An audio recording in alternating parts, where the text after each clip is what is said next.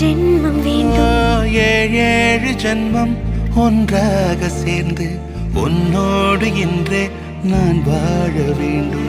காலம்